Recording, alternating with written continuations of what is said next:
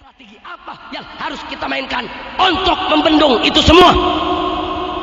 Begitu saya ajak dari sekarang. Yang pertama, tarik semua anak-anak orang Islam dari sekolah-sekolah Kristen. Setuju? Setuju. Yang kedua, stop pembangunan gereja-gereja liar di kampung-kampung, saudara. Tidak boleh ada pembangunan gereja liar tanpa izin. Kalau gereja yang ada izin resmi sudah lama dibangun, kita tidak ganggu. Karena kita umat Islam nggak diajarkan untuk mengganggu tempat ibadah orang lain, betul? Tapi kalau gereja liar di tengah perkampungan Muslim tanpa izin, tidak memenuhi syarat, rubuhkan. Rubuhkan. Berani tidak? Allahu Akbar. Dan yang berikutnya ingat, banyakin anak, banyakin anak. Takut-takut amat punya anak. Setuju? Ustaz Sadullah berapa anaknya? Baru dua. Mesti 20. Amin. Amin. Amin. Kalau ladang sempit dapat 2, cari ladang lagi.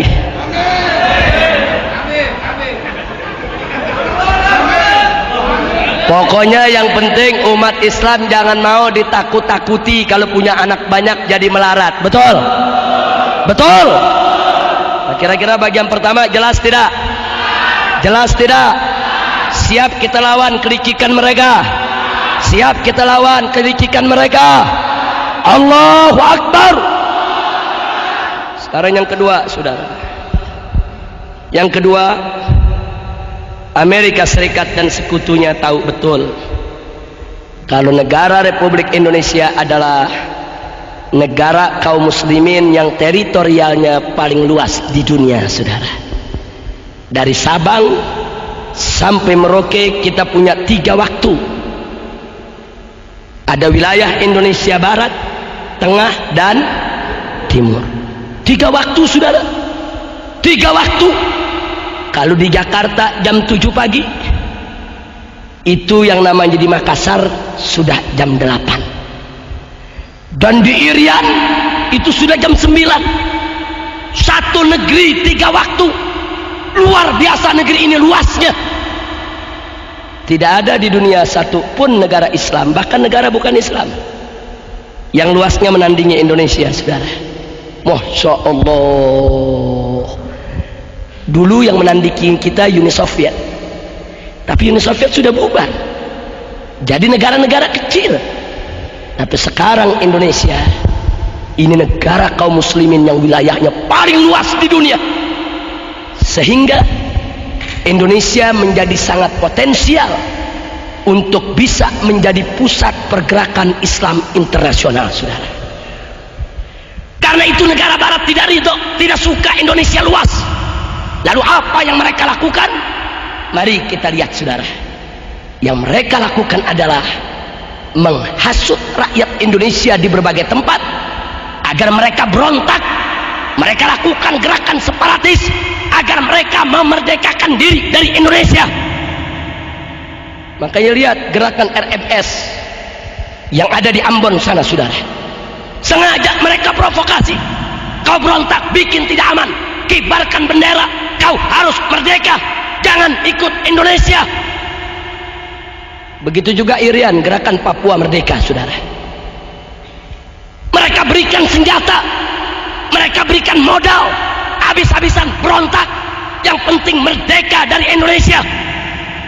Bahkan maaf, sampai Aceh pun tidak luput, saudara. Walaupun GAM Muslim sengaja diadu antara GAM dengan TNI, saudara. GAM Muslim, TNI yang dikirim juga Muslim, mereka diadu agar mereka saling tulik, saling tembak, saling bunuh. Karena Amerika Serikat punya kepentingan, saudara. Kalau Aceh merdeka, Maluku merdeka, Irian merdeka, bagian-bagian lain merdeka, maka negara kesatuan Republik Indonesia akan porak-poranda, akan menjadi negara-negara kecil yang lemah, yang bisa dikendalikan oleh orang-orang kafir.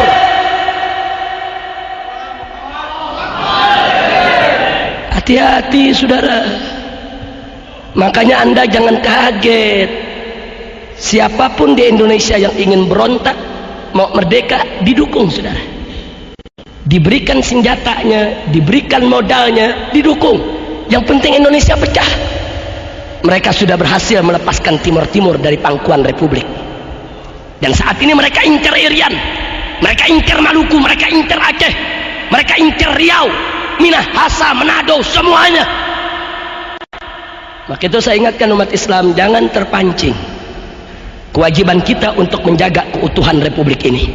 Karena selama Indonesia bersatu tidak pecah, kita menjadi negara paling luas di dunia. Kita punya potensi dan kekuatan yang bisa mengimbangi kekuatan Barat. Tapi kalau kita sudah pecah, kita lemah, kita tidak punya kekuatan, dan kita akan diinjak-injak oleh orang kafir. Allahu Akbar. Saya mau tanya semua yang ada di sini, mau diinjak-injak sama orang kafir tidak? Mau negara Indonesia ini pecah tidak? Maka itu merupakan kewajiban kita, saudara. Tidak boleh kita biarkan Republik ini terpecah belah. Tidak boleh kita biarkan Republik ini cerai-berai. Tidak. Begitu kita cerai-berai, begitu kita pecah belah, kita hanya akan jadi bulan-bulanan mereka. Kita akan lebih dipermainkan oleh mereka. Kita akan diadu sesama kita. Masya Allah. Makanya hati-hati Pak, Bu. Semenjak dulu Amerika sudah lihat di Indonesia ini ada dua hijau yang kuat. Ada dua hijau yang kuat.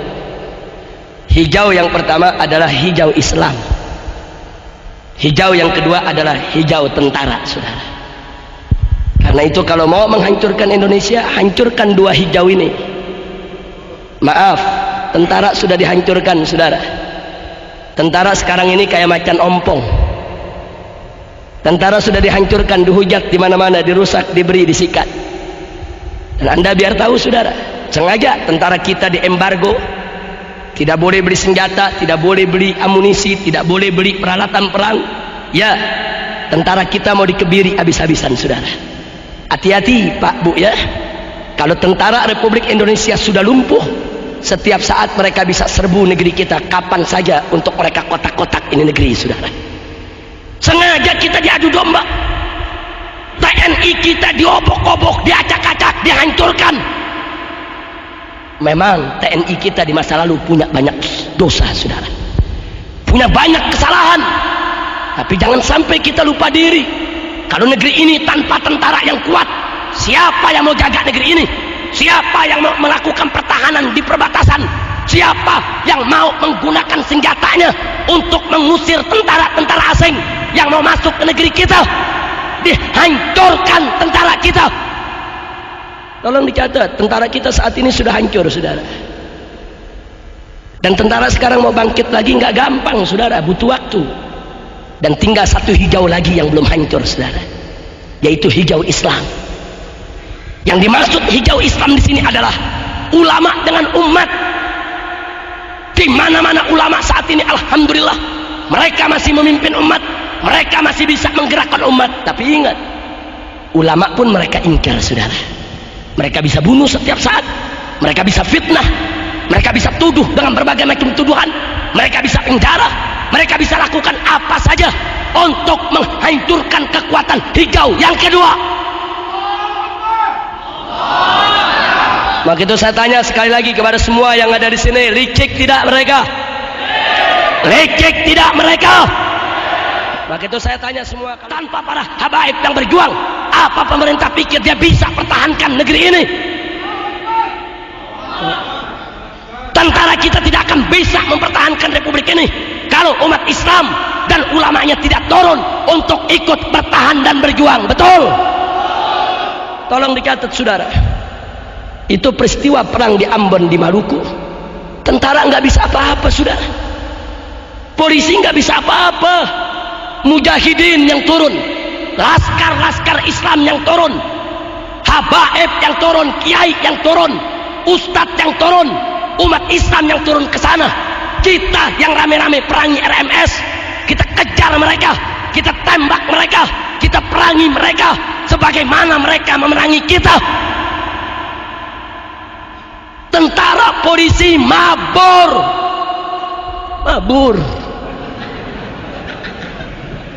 Di Pasuruan aja pada bisa megang kumis, saudara. Di Ambon mabur.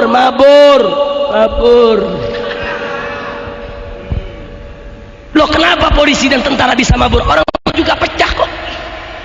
Polisi yang muslim dengan polisi yang Kristen saling tembak. Tentara yang muslim dan tentara Kristen saling tembak. Mereka sendiri kacau kok. Makanya saya ingatkan kepada pemerintah, jangan menuduh ulama sembarangan. Tanpa kehadiran mujahidin, tanpa kehadiran para laskar Islam di Ambon kemarin, dengan izin Allah, mungkin Maluku sudah lepas dari republik, saudara. RMS punya senjata lengkap, mereka punya senjata otomatis, tapi berhadapan dengan laskar-laskar Islam mereka tidak mampu. Mereka bantai pertama saudara kita, banyak kaum muslimin yang mati. 1 tahun kita digempur habis-habisan. Tapi begitu mujahidin turun, laskar turun, ulama turun, umat Islam turun, mereka porak-poranda. Masya Allah.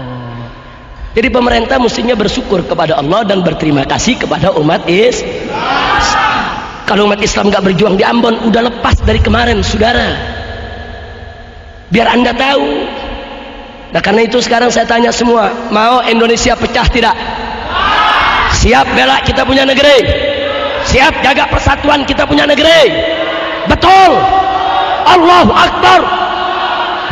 Maka itu upaya dari manapun yang ingin mecah belah kita harus kita tolak. Nggak boleh kita pecah belah, nggak boleh kita saling gontok-gontokan. Masya Allah. Ingat, tanpa persatuan kita nggak bakal bisa mempertahankan republik ini, saudara. Kira-kira bagian yang kedua ini jelas tidak? Jadi saya ulangi secara singkat, bagian kedua, kita punya potensi negara kaum muslimin yang teritorial wilayahnya terluas di dunia. Amerika tidak suka, dia mau hancurkan ini. Bagaimana caranya? Dukung orang Indonesia yang mau berontak. Kalau perlu yang nggak mau berontak dibakar supaya mereka berontak, saudara. Nah, karena itu kita boleh protes pemerintah, kita boleh kritik pemerintah, tapi jangan kita lakukan pemberontakan, saudara. Karena begitu pemberontakan kita lakukan, itu yang mereka tunggu, saudara. Itu yang mereka inginkan. Dia mau hancurkan kita. Memang itu kepada tentara kita minta supaya mereka memperbaiki citra, bangkit kembali, jaga republik ini. Jangan diulangi dosa masa lalu. Betul. Kepada kepolisian juga begitu. Jangan mentang-mentang tentaranya udah mulai lumpuh, polisi kayak koboi. Ini dia nih, main tangkep sono, tangkep sini, larang sono, larang sini, koboi loh. Betul. Polisi juga berkewajiban untuk menjaga keutuhan Republik Indonesia. Insya. Kita masuk yang ketiga. Tadi saya katakan kita hanya sampai yang ketiga. Yang ketiga, saudara, tidak ada yang pungkiri, negara Republik Indonesia dari segi kekayaan alamnya, hasil buminya, kekayaan hutannya luar biasa, melimpah, saudara. Kaya betul ini negeri, saudara.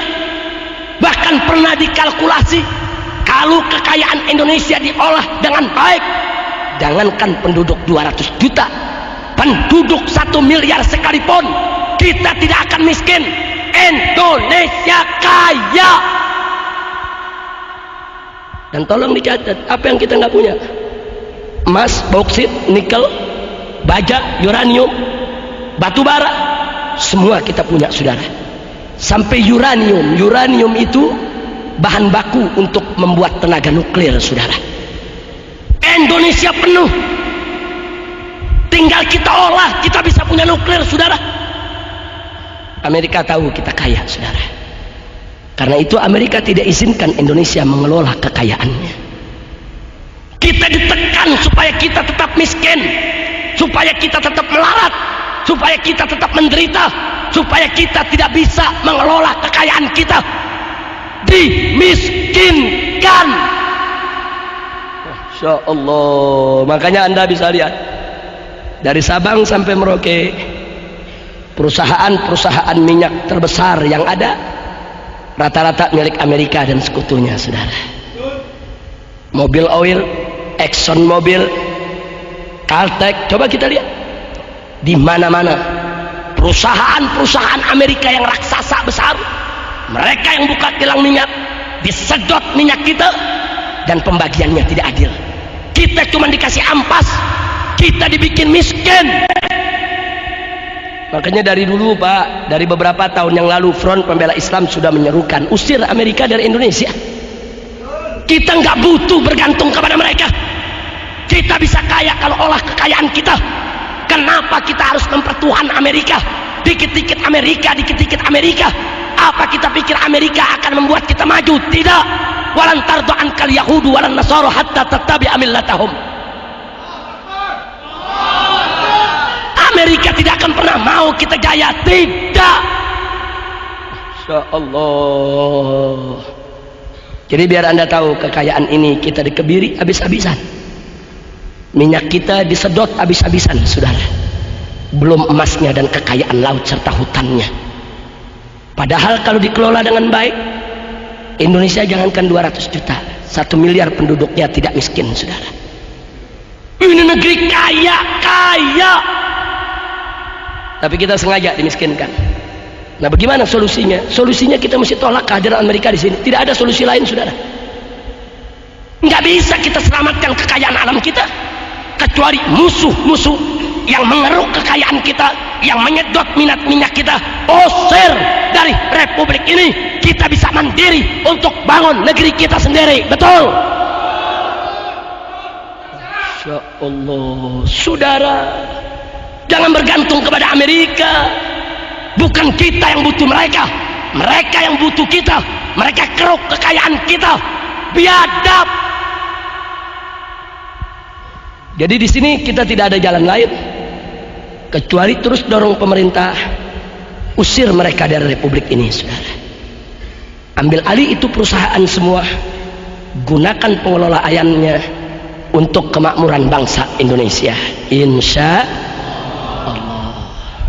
Kira-kira jelas? Sekarang yang keempat. Ini yang keempat yang gak kalah pentingnya, saudara. Subhanallah, tabarakallah. Jeleknya Indonesia. Ternyata Indonesia saat ini boleh dikatakan negara kaum muslimin yang dakwahnya paling bebas di dunia, saudara. Kita mau bikin tablik akbar kapan saja. Kita mau bikin maulid di mana saja. Kita mau bikin pengajian suka hati kita. Mau di masjid, di musola, di jalanan, di pasar, di terminal, di stasiun, di mana saja. Kalau perlu jalan raya bisa kita tutup untuk tablik akbar. Betul? Itu Indonesia, saudara. Tapi kalau Anda berangkat ke negeri Islam lainnya, jangankan negara Arab, ke Malaysia, negara tetangga, Anda nggak bisa menggelar tablik sembarangan seperti di Indonesia, saudara. Di Malaysia ceramah mesti pakai surat izin mubalik. Biar Anda tahu, nggak gampang, saudara. Malaysia negara jiran. Apalagi di Saudi, bikin maulid ditangkap. Ya kenyataan kok. Coba lihat, bikin maulid dimusuhin, ditangkap. Orang bikin maulid sampai kayak penjahat. Coba lihat. Anda nggak dapat sebebas Indonesia, saudara. Ini kelebihan Indonesia. Jadi walaupun ada upaya-upaya dari oknum-oknum tertentu untuk mengebiri dakwah, untuk mengecilkan dakwah, untuk melarang-larang dakwah, tapi tetap sampai detik ini umat Islam masih bisa dengan bebas untuk mengadakan dakwah di mana-mana. Betul? Betul. Kebebasan ini bukan karena pemberian pemerintah, tidak. Tapi kebebasan ini adalah pemberian Allah. Di mana karena umat Islam yang memperjuangkannya sejak dulu sampai sekarang. Karena mereka tidak mau didikte oleh pemerintah dalam soal dakwah tabligh. Tetap dari dulu, bahkan di zaman Orde Baru sekalipun yang kiai ulama ditangkapi, tetap dakwah semarak di mana-mana. Betul? Betul. Allahu Akbar. Sallu ala Nabi. Ini kelebihan Indonesia, saudara. Tapi jangan lupa, kelemahannya juga ada sisi negatifnya. Saking bebasnya, aliran sesat merajalela. Nah, ini negatifnya nih. Saking bebasnya saudara, ada grup band dewa yang nginjek-nginjek nama Allah, saking bebasnya tuh.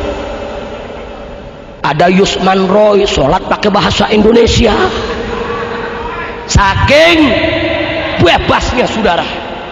Ada di Luwuk Sulawesi Tengah seseorang bapak namanya Tateng, ngaku nabi, dipanggil Nabi Tateng. Saya baru dengar ada Nabi Tateng. Besok ada Nabi Udin, Nabi Entong. Masya Allah, saking bebasnya saudara. Di Probolinggo ada aliran nggak bener lagi, betul? Betul. Saking bebasnya, sampai Inul goyang ngebor tiap malam.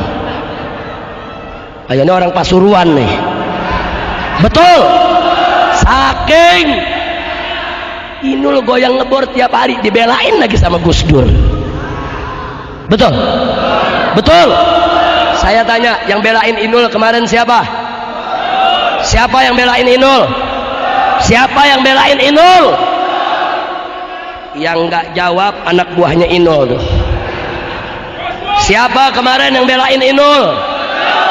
Terus yang belain grup band dewa, yang belain Yusman Roy sholat pakai bahasa Indonesia, siapa? Dia lagi. Inna lillahi wa inna ilaihi rajiun. Ini saking bebasnya saudara. Masya Allah. Saudara, saya potong sedikit. Tadi udah dijelasin nama Ustadz. Nama Allah boleh gak diinjak-injak? Boleh tidak? Boleh tidak? Allah berfirman dalam Al-Quranul Karim, faqala ta'ala sabbihisma rabbikal a'la, sucikanlah nama Tuhanmu yang maha tinggi. Nabi kita tercinta Sayyiduna Muhammad sallallahu alaihi wasallam, dalam satu hadis sahih, dalam satu riwayat disebutkan, tatkala beliau mau masuk ke kamar mandi, beliau punya cincin dicopot dulu saudara. Cincin Nabi dicopot, ditaruh di luar, baru Nabi masuk kamar mandi saudara. Kenapa? Karena di cincin Nabi ada nama Allah. Coba lihat. Sekarang nama Allah dibikin di karpet, diinjek-injek sama anak muda, lagunya lagu rock lagi. Udah gitu vokalisnya bukan Islam, kafir. Biadab tidak? Biadab tidak? Kita kasih tahu sama dia, kau salah. Itu lambang yang kau pakai, kaligrafi bertuliskan Allah. Kalau kau tidak tahu, kita kasih tahu. Ini buktinya buku-buku kaligrafi. Kita hadirkan ahli kaligrafi. Nah, kau sudah terlanjur injak-injak 1 jam lebih di TV langsung. Kita punya rekamannya. Nah, sekarang kau minta maaf kepada umat. Kalau kau khilaf, itu yang pertama, insya Allah umat akan memaafkan. Betul? Nah, yang kedua, kau jangan pakai lagi tuh kaligrafi bertuliskan Allah untuk dunia musikmu. Betul? Supaya di kemudian hari jangan sampai terulang. Kita udah kasih tahu, tobat, minta ampun kepada Allah. Bukan dia tobat, ngelapor ke Gus Dur. Ya Allah, dia datang, dia tanya Gus Dur, Gus, ini tulisan Allah bukannya? Mana dia tahu?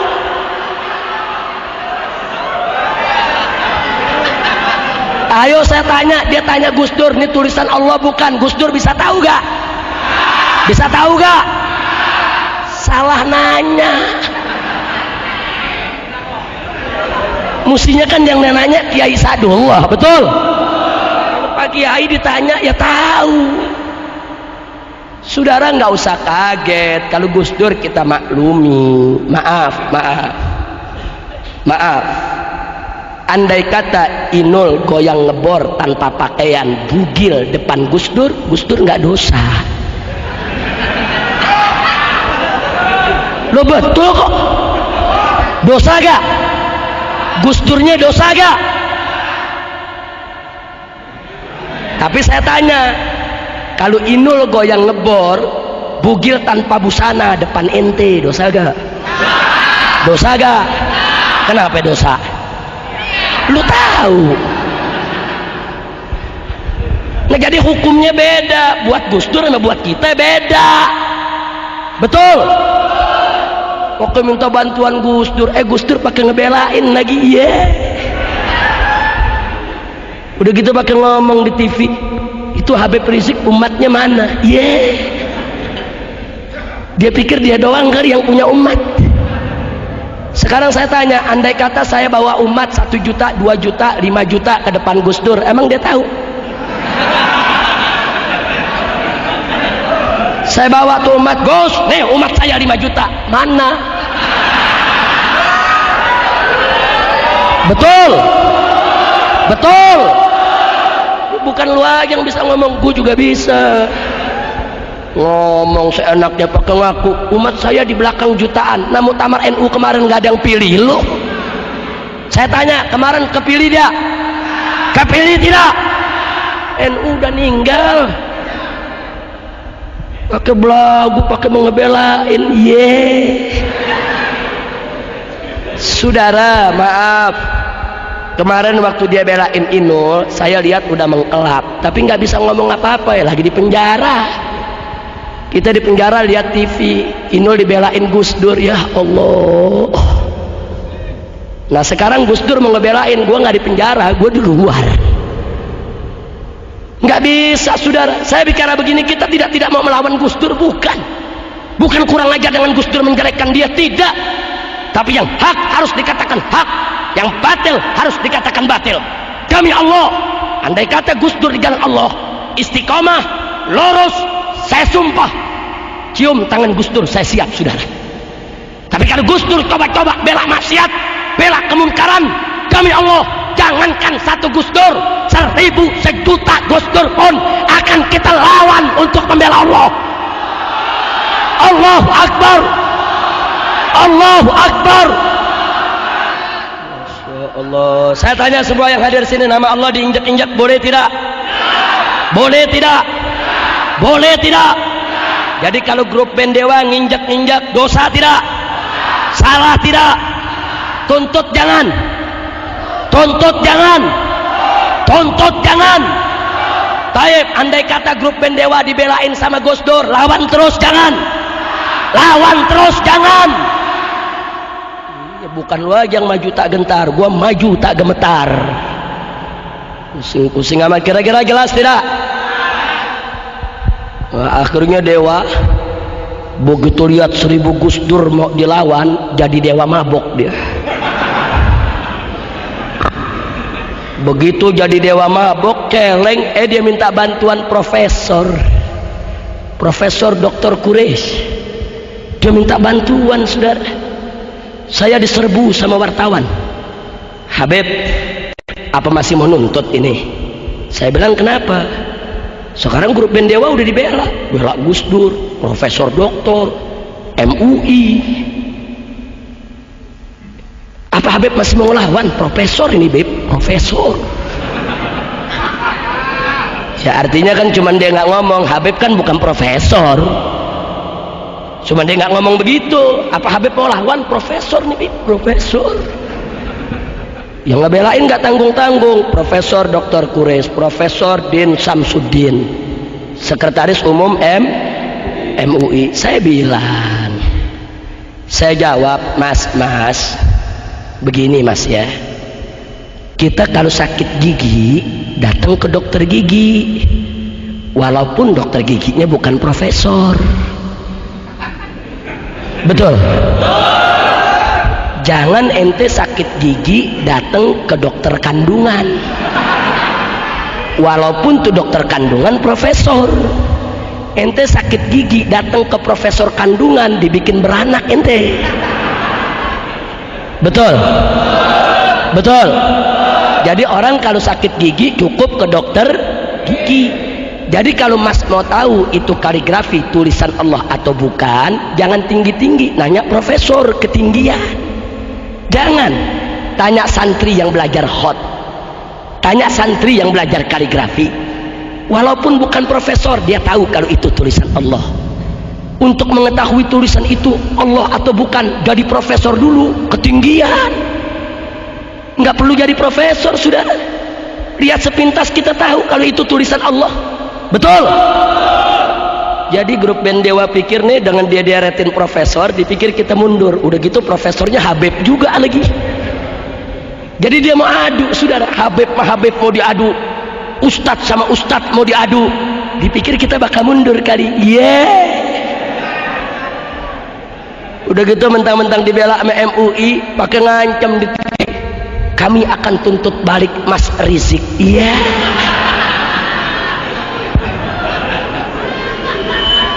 Dia pikir kita takut kali dituntut balik. Nah, kita diperiksa polisi berkali-kali, masuk penjara udah 2 kali. Mau diancam. Innalillahi wa inna ilaihi rajiun. Akhirnya kita lawan terus. Singkat cerita, akhirnya grup band Dewa mabok celeng-celeng dia. Nah, begitu udah mabok celeng, MUI dia minta perlindungan, kita lawan. Kok profesor kita lawan, kok Gus Dur kita lawan. Ujung-ujungnya belakangan dia minta maaf.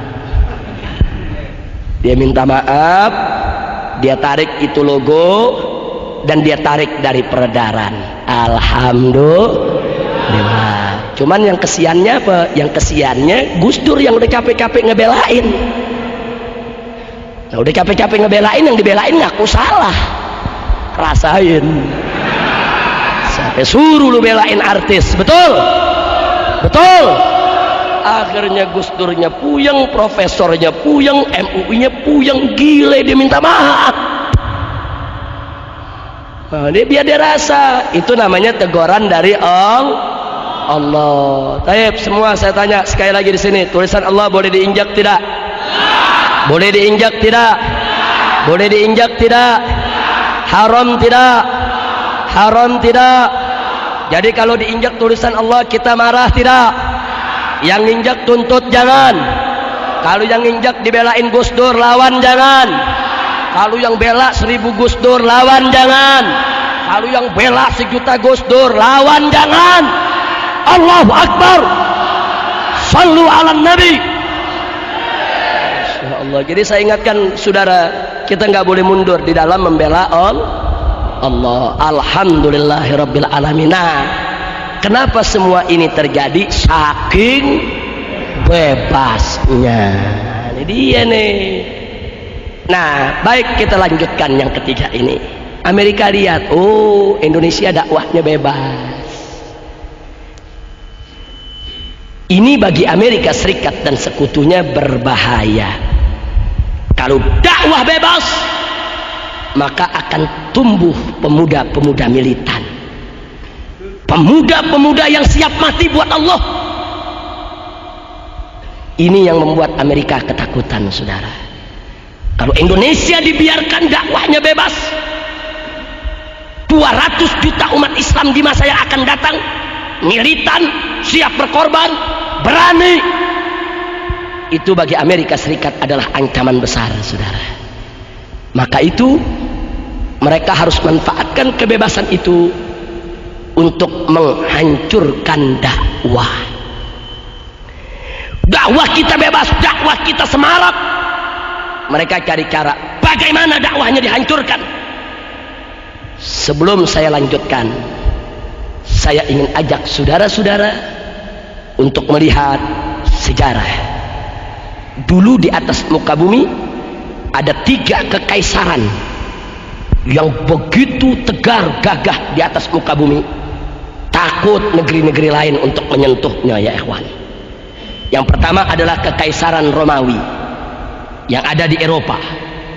Yang kedua adalah kekaisaran Persia yang ada di Asia Barat, ya ikhwan. Dan yang ketiga adalah kekaisaran Cina yang ada di Asia sebelah timur, saudara. Nah, kekaisaran Persia dengan izin Allah tumbang di bawah telapak kaki Sayyidina Umar ibn Khattab radhiyallahu taala anhu. Kekaisaran Romawi pecah terkotak-kotak yang sekarang menjadi negara-negara barat, saudara. Kekaisaran Cina saat itu masih tegak berdiri. Tidak ada satu negeri pun yang berani menyerang mereka. Tiba-tiba negara-negara barat mereka bersekongkol. Inggris, Prancis, Spanyol, Portugis. Bagaimana caranya menumbangkan kekaisaran Cina? Kekaisaran Cina kuat, tentaranya banyak, pandai bela diri, luar biasa. Pengobatannya, akar-akarannya penunjang daripada kesehatan mereka, keberaniannya, kemampuan tempur di gurun pasir, di laut, kuat. Negara barat nggak berani menyerang Cina, saudara. Lalu apa yang mereka lakukan? Mereka buka hubungan dagang dengan Cina. Mereka dagang dengan Cina. Begitu mereka dagang dengan Cina, mereka masuk ke Cina, mereka pelajari apa yang ada di dalam negeri Cina. Akhirnya mereka dapat cara, mereka masukkan secara besar-besaran ke daratan Cina apa yang disebut candu, saudara. Candu yang bikin orang mabok, kalau kayak kita zaman sekarang ini narkoba, narkotik, dimasukkan oleh mereka, dijual murah, bahkan untuk rakyat kadang-kadang diberikan gratis, apalagi untuk tentara, saudara. Tentara Cina diberikan, diundang, dibuat pesta candu. Candu itu daya rangsangnya cepat. Sekali orang isap ingin 2 kali, 2 kali diusap dia akan kecanduan, saudara. Cepat betul daya rangsangnya. Akhirnya jenderal-jenderal Cina, prajurit-prajurit Cina diajak bercandu riah, bahkan dijanjikan keuntungan besar untuk jadi agen-agen candu untuk diberikan kepada rakyat banyak, saudara. Bertahun-tahun mereka diracuni dengan candu. Begitu sudah keracunan candu, tahu apa yang terjadi? Tentara Cina kalau sudah nagih candu, gemeter badannya, lemes dengkulnya, megang senjata nggak kuat, saudara. Jangankan perang, angkat senjata tidak mampu. Dia harus kena candu dulu, hisap candu dulu, baru tenaganya pulih lagi, saudara. Begitu mereka sudah keracunan candu, candu di stop oleh Inggris dan Prancis, saudara. Tentara kewalahan, kalang kabut. Mereka ketagihan, datang saatnya mereka kayak orang gila, nggak bisa perang, candu ditiadakan. Begitu kondisi sudah seperti itu, tentara Inggris dan Prancis masuk ke Cina. Hanya beberapa hari Cina direbut, kaisarnya ditawan, saudara. Masya Allah, ini yang disebut perang candu. Saya tanya, licik tidak? Licik tidak? Hati-hati hadirin. Saat ini Amerika Serikat dan sekutu memainkan strategi yang sama. Dulu Inggris memasukkan candu, dirusak dulu moral tentara dan rakyat, baru mereka rebut. Saat ini mereka masukkan ke Indonesia bukan candu saja, VCD porno, obat-obatan terlarang, ekstasi, drug, narkoba, narkotik, heroin, opium, macam-macam mereka masukkan ke negeri kita. Dia rusak kita punya negeri. Masya Allah, hati-hati saudara.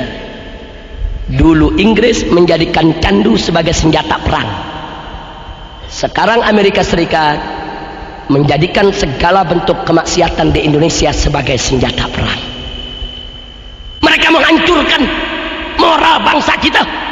Makanya Anda bisa lihat bagaimana VCD porno dijual di pasar-pasar, sekeping bisa 2.000 rupiah. Dia jual murah. Kenapa dijual murah?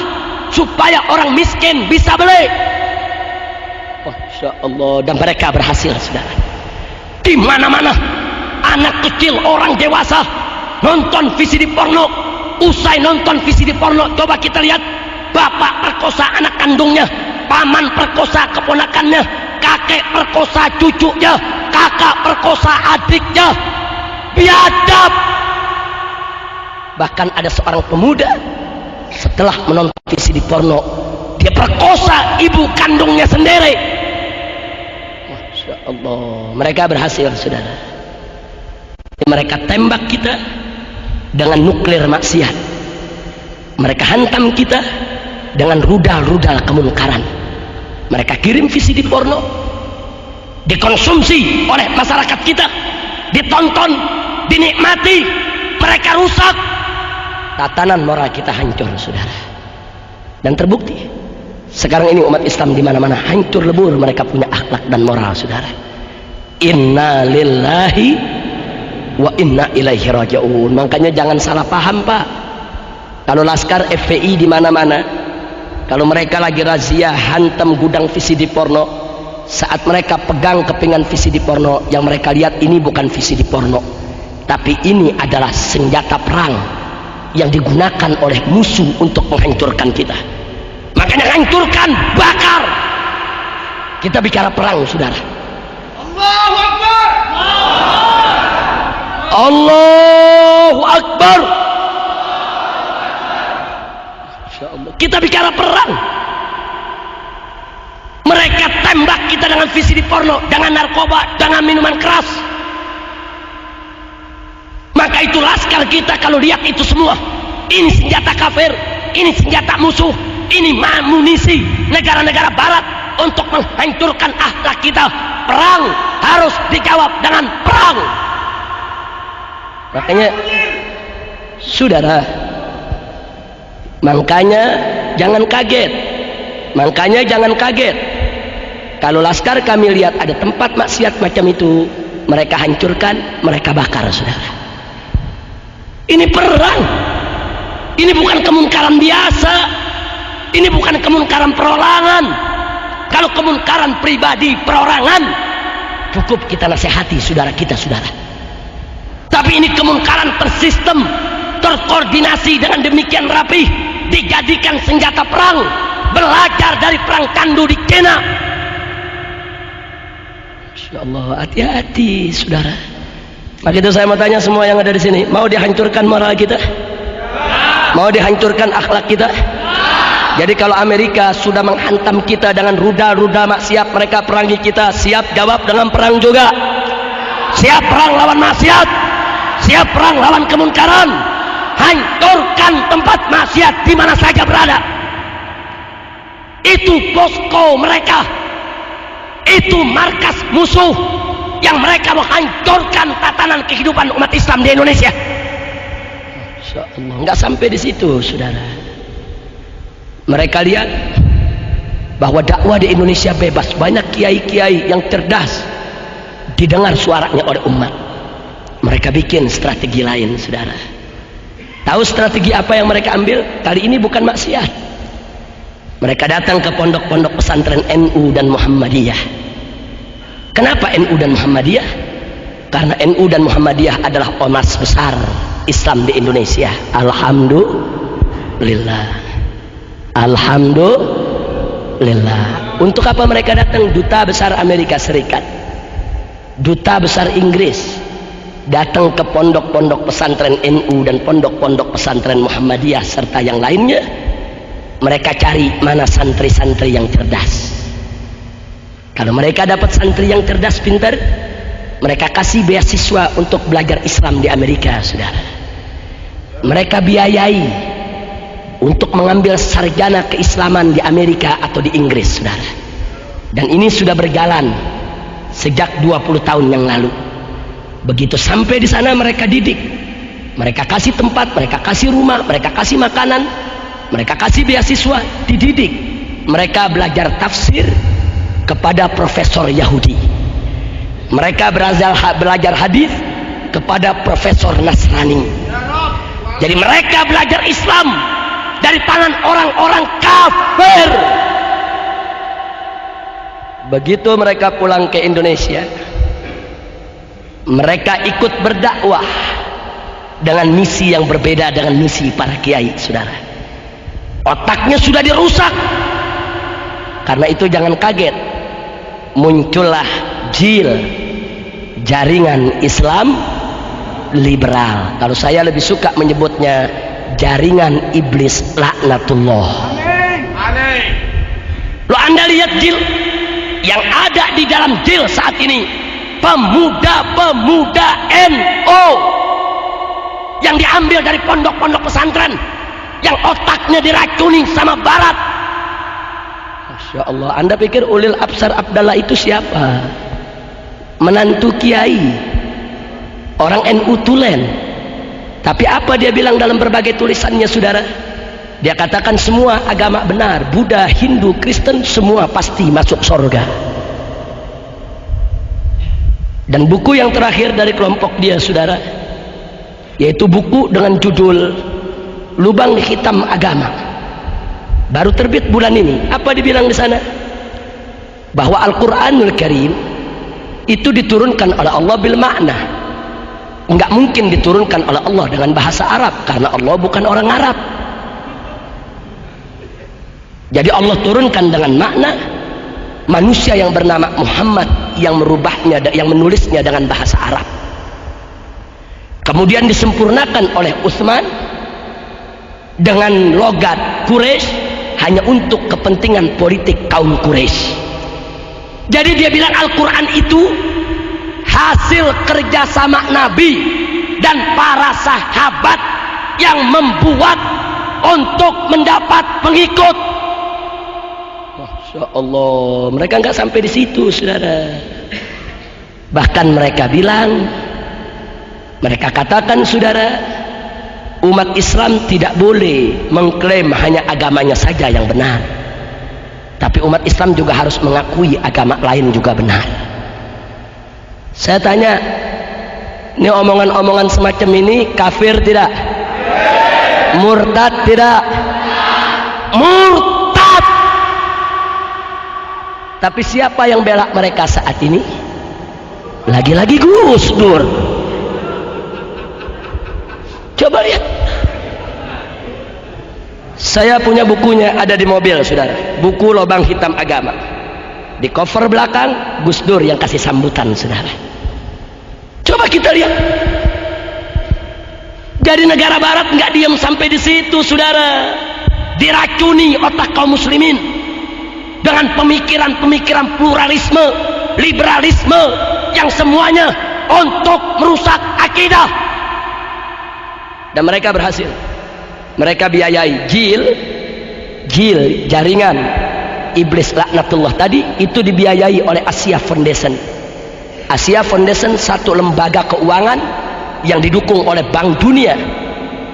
Coba kita lihat, didukung 1,4 miliar untuk operasional 1 tahun, saudara. Belum operasional bulanan, dibiayai, rusak akidah umat. Nah, maka itu, kalau kita sudah tahu begitu, itulah strategi mereka, saudara. Mereka tahu di Indonesia dakwah bebas. Kalau dakwah bebas, nanti umat Islam kesadaran beragamanya tinggi. Sebelum itu terjadi, bebaskan juga maksiatnya, hancurkan dulu marah mereka, dan sebarkan ajaran-ajaran sesat di Indonesia. Bahkan ajarkan doktor-doktor, profesor-profesor yang sekuler, yang anti syariat Islam, yang dididik oleh barat, dukung, biar mereka bicara sebebas-bebasnya. Makanya anda lihat mereka tiap hari tampil di TV. Tapi kiai-kiai yang istiqomah, mana diberi waktu untuk tampil, saudara, untuk menanggapi pendapat mereka? Tidak ada. Nah, maka itu kita mesti punya solusi. Kalau kita sudah tahu itu strategi mereka, maka solusi yang pertama, satu, stop jangan maksiat, saudara. Mulai dari diri kita. Maaf, kalau anda beli VCD porno atau anda beli narkoba, berarti anda sudah ikut nyumbang persenjataan musuh untuk menghancurkan umat Islam Indonesia. Allah, hati-hati. Mulai dari diri sendiri, stop maksiat. Yang kedua, Kita mulai dari lingkungan kita. Di mana kita dapatkan peralatan maksiat yang jadi senjata perang musuh? Apakah minuman keras? Apakah VCD porno? Apakah narkoba dan lain sebagainya? Musnahkan. Jadi kalau Anda lihat ada sarang judi, itu posko Amerika, saudara. Kalau Anda lihat ada sarang pelacuran, itu posko Amerika, saudara. Kalau Anda lihat ada bandar togel, itu agen Amerika, saudara. Mereka gunakan tangan-tangan orang Islam untuk mereka jadikan sebagai ujung tombak mereka dalam meledakkan senjata yang mereka kirim ke Republik ini. Tinggal tunggu saatnya. Begitu moral kita sudah rusak, saya yakin mereka akan ambil alih ini negeri, saudara. Pergi seperti kina ditumbangkan. Maka itu saya mau tanya semua yang ada di sini, mau moral kita dirusak tidak? Mau dihancurkan dengan maksiat tidak? Mau negeri kita dikuasai kafir tidak? Betul. Kalau tidak mau, bangkit, stop semua maksiat dan musnahkan segala bentuk peralatan maksiat. Tutup semua tempat maksiat yang ada di sekitar kita. Allahu Akbar. Allah. Jadi janganlah 4 potensi yang dimiliki Indonesia yang sedang digerogoti oleh Barat, dan saya sudah sampaikan bagaimana solusinya. Sebetulnya masih banyak lagi. Nah, apa yang saya ceramah barusan ini saya tuangkan di dalam buku yang saya karang dengan judul Amar Ma'ruf Nahi Munkar pada bab pembukaan. Jadi waktu saya di penjara 7 bulan kemarin, selama 7 bulan dengan izin Allah saya berhasil menulis sebuah kitab dengan judul Amar Ma'ruf Nahi Munkar setebal 700 halaman. Di muqaddimah kitab tersebut saya tulis apa yang barusan saya ceramah, saudara, lengkap dengan data-datanya. Itu bab pembukaan. Saya hanya ingin memberitahu kenapa kami berjuang macam ini selama ini, karena yang kami lihat adalah perang. Kami bukan melihat semata-mata maksiat. Oh, itu VCD porno maksiat. Bukan semata-mata maksiat, saudara, tapi lebih dari sekedar maksiat. Ini menjadi senjata musuh untuk menghancurkan kita. Saya mau tanya kepada saudara semua, kalau musuh sudah memerangi kita, menghantam kita, menghancurkan kita, kira-kira kita diam atau kita lawan? Diam atau lawan? Diam atau lawan? Jadi jangan kaget kalau kami bersikap keras dalam urusan ini, saudara. Nah, setelah panjang lebar saya jelaskan tadi, bagi mereka yang ingin menambah lagi persoalan bagaimana strategi orang-orang kafir dan musuh-musuh Islam menghancurkan kita, bisa miliki buku tersebut, baca sendiri buku tersebut. Buku tersebut saya tuliskan berbagai macam dalil dari Al-Quran, As-Sunnah, Al-Ijma', Al-Qiyas, dan Aqwalus Salaf tentang urgensi dan importansi daripada Amar Ma'ruf Nahi Munkar, beserta pentingnya kita untuk menegakkan syariat Islam dalam kehidupan kita sehari-hari. Bahkan dalam kitab tersebut kita ceritakan juga bagaimana suka duka perjuangan Front Pembela Islam selama 6 tahun. Siapa saja Habib dan Kiai di Front Pembela Islam yang selama 6 tahun ini diculik, dianiaya, diserbu rumahnya, dijarah, dibakar, ditembak, dipenjara, dibunuh, semua kita ceritakan dalam kitab tersebut, saudara. Kapan kejadiannya, di mana, siapa namanya, dan apa sebabnya, dan bagaimana cara kami mengatasinya. Selama 6 tahun ini kita masukkan dalam buku tersebut untuk kita berbagi pengalaman. Dan di bab yang terakhir dalam buku itu kita beri tuntunan kepada masyarakat bagaimana prosedur tata cara menutup tempat maksiat, mulai dari yang kelas 3 sampai yang kelas kakap, mulai dari prosedur yang lembut sampai prosedur yang paling tegas dan keras, saudara. Nah, jadi saya tidak bisa uraikan di sini. Insya Allah buku tersebut jadi manfaat buat kita, bagaimana cara kita menegakkan Amar Ma'ruf Nahi Munkar. Baik, setelah saya paparkan sedemikian rupa, saya mau tanya, kalau gitu orang kafir licik tidak? Licik tidak? Licik tidak? Jahat tidak? Kalau begitu siap tidak melawan mereka? Betul. Allahu Akbar. Nah, itu yang saya mau sampaikan pada malam hari ini. Saya tidak akan berpanjang lebar lagi, tapi saya berharap pulang dari sini nanti Anda masing-masing kan tancapkan dalam diri, ya Rabb, ini perang ya Allah. Perang antara kami dengan musuh-musuh kami yang ingin menghancurkan akhlak dan moral kami semuanya. Ya Allah, ya Allah, ini perang begitu menakutkan, ini perang begitu berat ya Allah. Ini perang tidak main-main ya Allah. Tanpa pertolongan-Mu kami tidak akan pernah mampu untuk memenangkan pertempuran ini. Karena itu tancapkan niat, bulatkan tekad, mohon pertolongan Allah, semoga kita diberikan kemenangan. Nah, mudah-mudahan Allah memberikan kemenangan kepada kita semua, dan negara Republik Indonesia ini dijadikan oleh Allah sebagai badatun thayyibatun wa rabbun ghafur. Ala hadhihi niyyah wa likulli niyatin salihah wa ila hadratin Nabi Muhammad sallallahu alaihi wasallam. Al-Fatihah.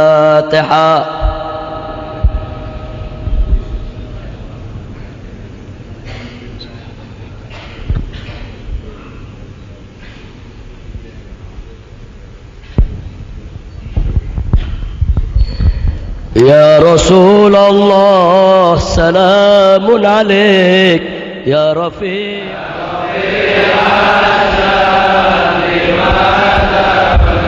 Wa zamanin anta hakimuhu, salama fihi minal iwaji.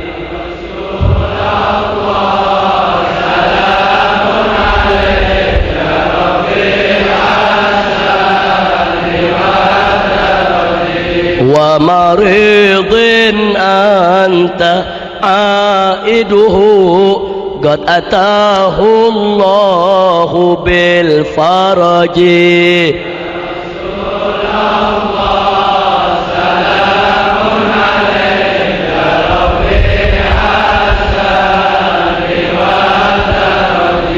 Fajazakallahu khaira jazaa ya muniral kauni bil balaji.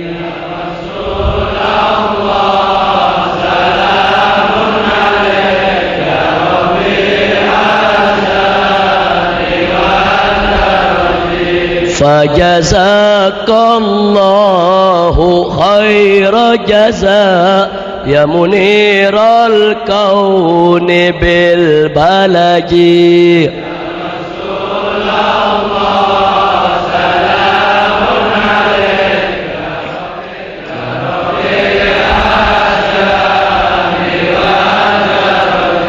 Kulla yawmin nartaji faraja, Rabbi ajil minka bil faraji.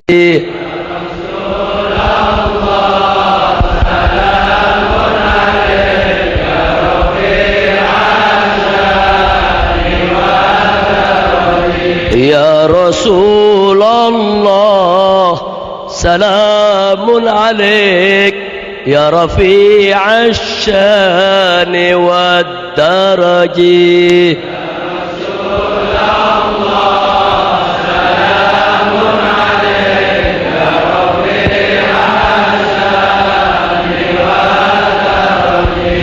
Al-Fatihah. Ala Allah subhanahu wa ta'ala an yuqawwiya imanana wa yahdiyana ila siratikal mustaqim wa yuwaffiqana lin najah wal falah wal istiqamah wa ila hadratin nabiyil mustafa sallallahu alaihi wasallam. Al-Fatihah.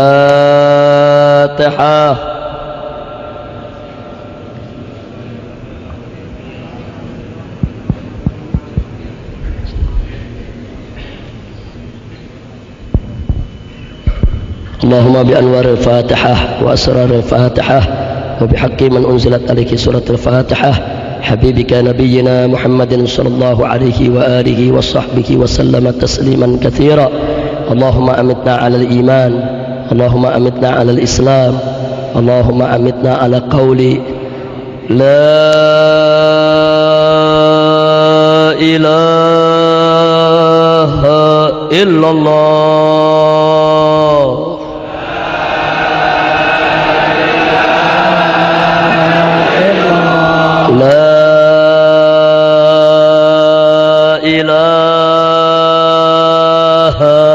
illallah.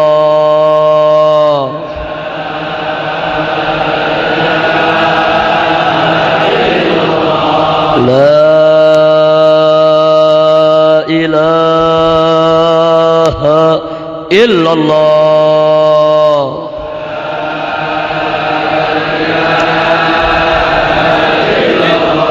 Muhammadur Rasulullah sallallahu alaihi wasallam. Semuanya sama-sama kita bawakan doa Abu Nuwas untuk menutup ceramah saya ini. Semua rame-rame. Ilahi lastulil firdausi ahla wala aqwa ala naril jahimi fahab li taubatan waghfir dhunubi fa innaka ghafiru dzambil azimi. Ilahi ilahana ilahana adkhil jannatak wa in lasna ahlan biha ya rab wa qina adzaban nar. Taibuna ilallah taibuna ilallah ilahana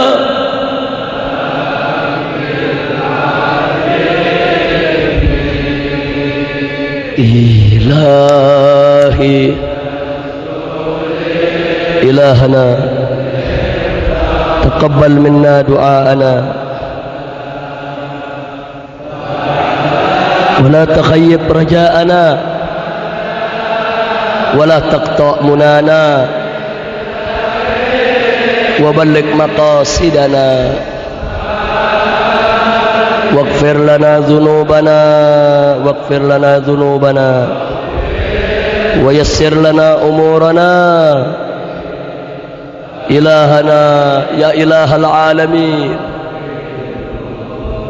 ذنب العظيم إلهي. اللهم يا من قال ادعوني أستجب لكم. اللهم يا من قال أجيب دعوة داعي إذا دعان. إنا دعوناك يا الله كما أمرتنا استجب لنا دعاءنا هذا كما وعدتنا إنك لا تخلف الميعاد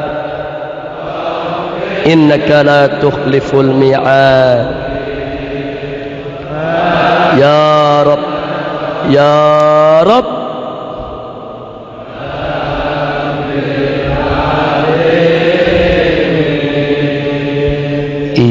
إلهي لست للفردوس أهلا ولا أقوى على نار الجحيم فهب لي توبة واغفر ذنوبي فإنك غفير ذنب العظيم. ربنا تقبل منا إنك أنت السميع العليم وتب علينا إنك أنت التواب الرحيم. وصلى الله على سيدنا محمد وعلى آل سيدنا محمد وعلى أصحاب سيدنا محمد وعلى أتباع سيدنا محمد وعلى أمة سيدنا محمد بفضل سبحان ربك رب العزة عما يصفون وسلام على المرسلين والحمد لله رب العالمين بسر الفاتحة.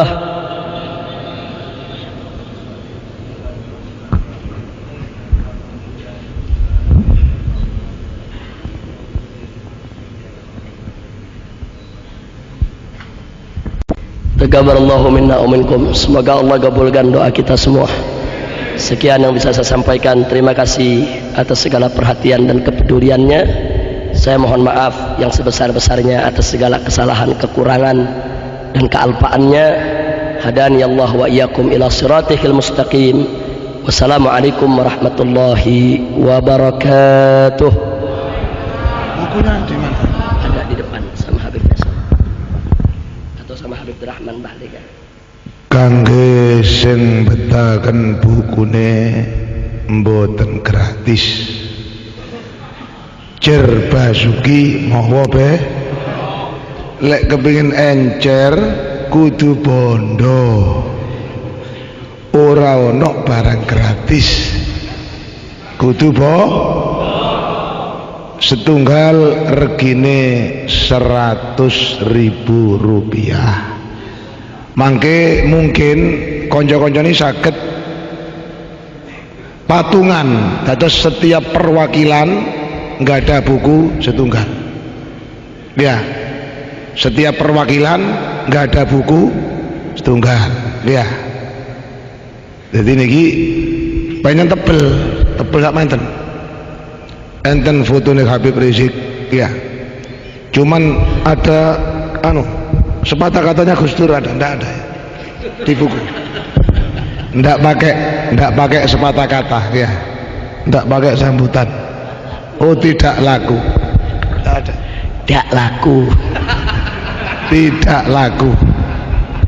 Buku Amar Ma'ruf Nahi Mungkar murni foto Habib Rizik kalian dasar-dasar ayat-ayat Quran hadis ugi aqwalus salaf, harga 100.000 rupiah, bisa berhubungan dengan Habib Faisal di depan ini atau langsung kepada Habib Abdurrahman bin Husin Asgab utawi Habib Abdurrahman Bahleka. Nomor kali pendaftaran laskar saged dipun daftaraken dateng Pasuruan, dateng pemimpin FPI Jawa Timur, ketua DPD Jawa Timur yakni Habib Abdurrahman Bahleka. Cuma syarat berani, tegas, lecek tidak diterima ya, lecek tidak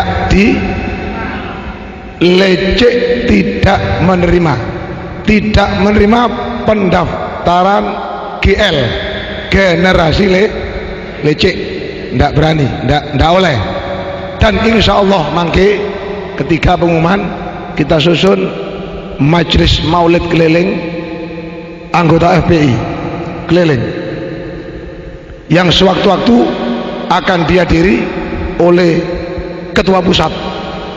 Apabila diperlukan bisa di perwakilan mana yang ketempatan. Jadi umpamanya ada di Bojonegoro, semua perwakilan Jawa Timur berbondong-bondong ke Bojonegoro.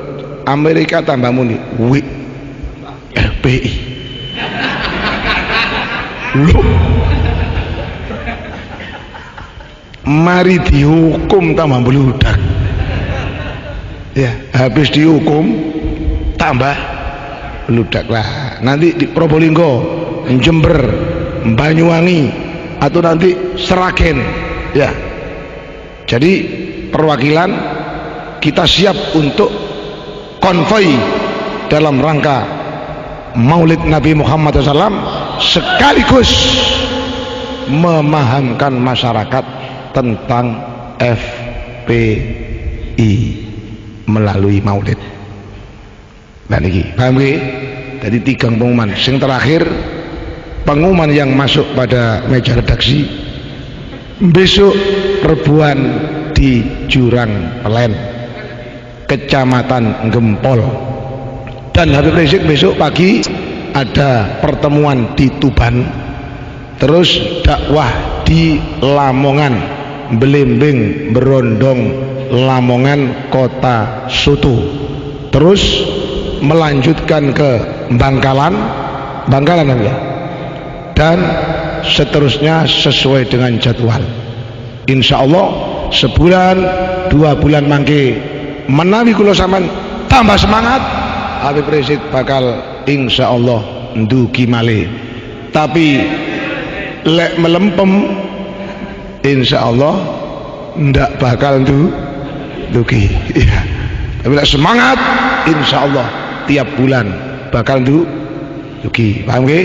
Sak menawan sak mangkin Habib Rizik radi capek nggih, empun rebutan biasa mawon ya. Dadi lek salaman biasa mawon, ojo uyel-uyelan ya. Ojo uyel-uyelan ya, biasa wong gak apa-apa. Habib Rizik iki lek salaman dengan tenang enak, cuma uyel-uyelan mangke napa? Barai ana sing lara, ana sing kesenggol, ana sing kesikut ya, sakaken mangke. Pun nggih, mboten mawon.